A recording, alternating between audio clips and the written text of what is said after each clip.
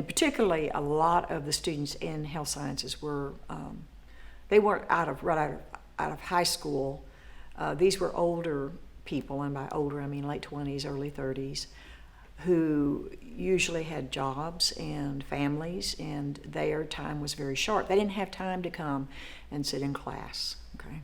And so it certainly seemed to me, after all I had heard from all of my colleagues around the nation, that distance learning was definitely the way to go. It was the way of the future. It was going to help alleviate the health science professional shortage, of which we still are in a huge crunch, even though all of our expansions. But this was the way that we could attract those kinds of people that had less time to come and just sit in class.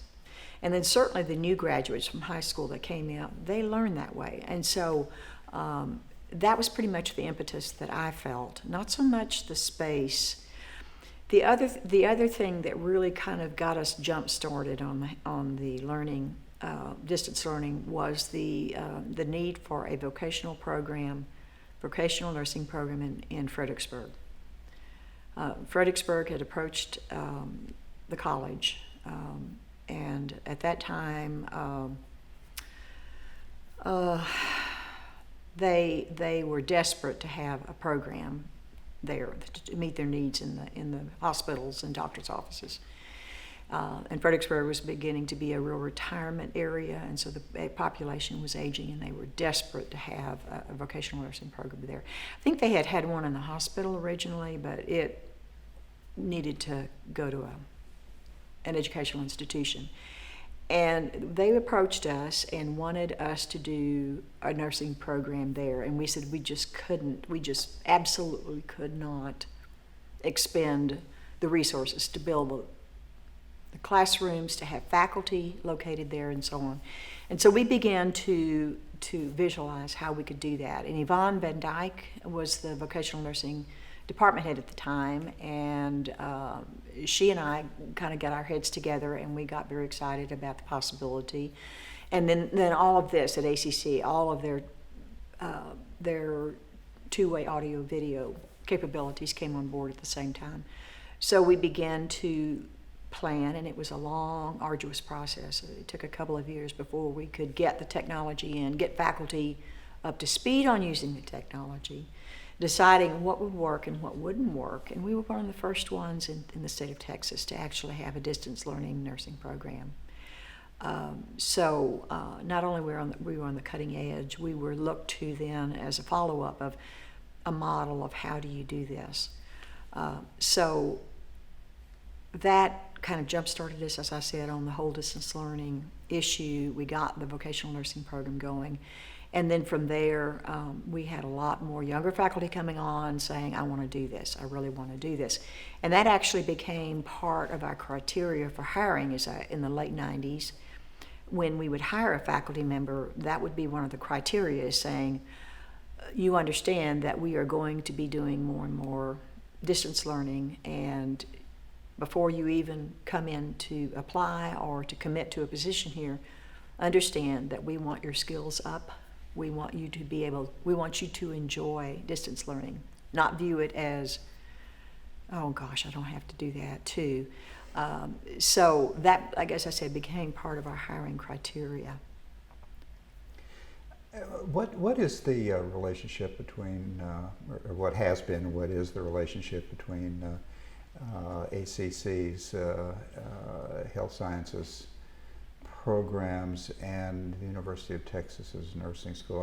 Is it called? I'm not sure. I'm up on School of terminology. Nursing, okay. Or College of Nursing. I think it is now the College of Nursing at the University of Texas. We always had a very collegial relationship with them. Served on committees together. Always. They and then of course they had programs eventually, not at the beginning, but eventually they had programs in which our associate degree nursing graduates could matriculate into the four-year baccalaureate program at the University of Texas BSN program there. You know, I would say there was some healthy competition there as well. Although there were so many jobs, and there continues to be so many jobs, that we weren't taking jobs from them, they weren't taking jobs from us. There were plenty of positions of all types to fill. We viewed the University of Texas as more of a research position, leadership and research, whereas the associate degree programs were pretty much the day-to-day work at the patient's bedside, or in the case of lab, at the bench, we call it. So there's plenty of room for both. And I know that the relationship continues to be very good. Since then, of course, we have the Texas State program that has started in Round Rock. So we've got other baccalaureate programs, as well as Concordia University has a baccalaureate program. So plenty of room for all of those programs as far as students and graduates and jobs are concerned. Is the Round Rock location strictly Texas State, or is ACC a partner in that? Or oh yes, yeah. ACC, and we have duplicates of our programs there as well. So we have nursing programs at Riverside, at Eastview, as well as Round Rock. We also have duplicate paramedic programs. We have duplicate medical lab, surgical technology, radiologic technology, sonography. And that's been a real benefit to the students, to the community, because trying to traverse Austin from one end to the other is a real pain. And we've had such growth in the north area and hospitals and so on, and so it was a very healthy relationship to have another subset of our programs in the north side of town.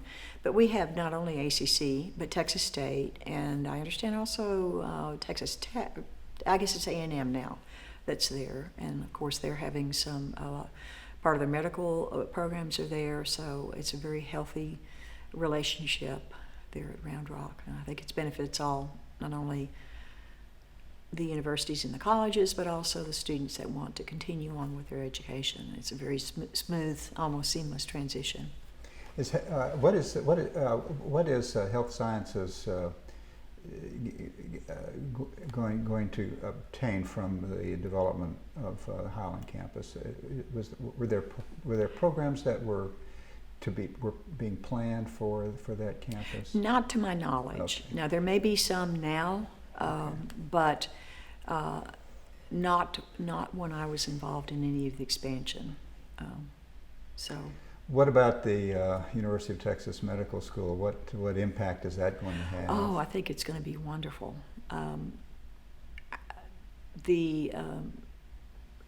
In our RN programs, or our associate degree nursing programs, and in fact, even baccalaureate nursing degree programs, particularly Brackenridge being the major trauma center, and such big ICU and critical care areas, they need nurses with advanced training to step into roles like ICU, OR, and the specialized areas like that. And they have found that we can't just expect a new grad to come right out of nursing school and step into a position like that. So they began to develop, even before I retired, they began to develop some residency programs, modeled very much like the residency programs that medical students go through. So, we've already started kind of emulating the medical residency model. And then, of course, in all areas, having a medical school, which we've been waiting for years and years and years and years, having a medical school in Austin is just going to take us to the next level in terms of research, cutting edge technology. How exciting for all of our programs, not just nursing. Very excited about that. Yeah. Talk a little bit about something you mentioned before we started the cameras here about your travels.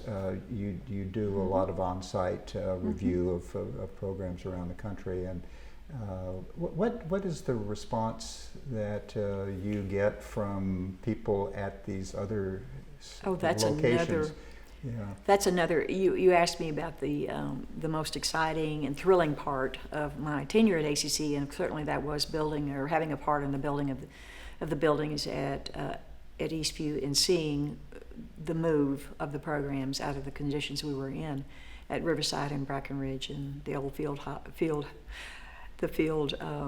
building there at Ridgeview. But when I travel, and I do a lot of traveling around the country, doing accreditation visits to specialized medical programs, and when I am asked to do a site visit and I talk to the program director, they are almost without question, they're thrilled to have someone from ACC come, because they tell me that ACC is the premier health sciences program in the United States, and that they are just so impressed and proud, are so impressed and anxious to learn from us, not just from me, but from us. And they always say that, oh, we look online, we look at your materials, your speakers all around the country, and we know that when it's an ACC product or an ACC presentation, that we're going to get the best, and we learn so much from ACC. That is very thrilling to me, to be able to say I was a part of that, and I am still a part of that. And so I get the courses that I teach are online, and I get inquiries a lot from around the nation saying, "Oh, can we borrow part of what you are doing online? Can we take your streaming videos, or can we take your PowerPoints with your related activities?" And we are happy to do that. We were able to get a grant. I was part of the grants department for a while, and I was able to write a grant to the governor's office for his enterprise funds several years ago, and we got the grant to put several of our programs, several of our courses online. And so that really kickstarted the interest around the country because it was out there. And as they began to search the web, they began to find us more. And so, I get, again, a great sense of pride to say, when I get inquiries saying, can we use this? Can we use this part? And, it's my feeling that we acquired a grant, so I feel like that it's public domain. And I always say, you can use what I developed, but you must give us credit. Make sure that they understand that it was developed in conjunction, or from ACC, it was ACC developed, and give us the credit for it. And they are very willing to do that.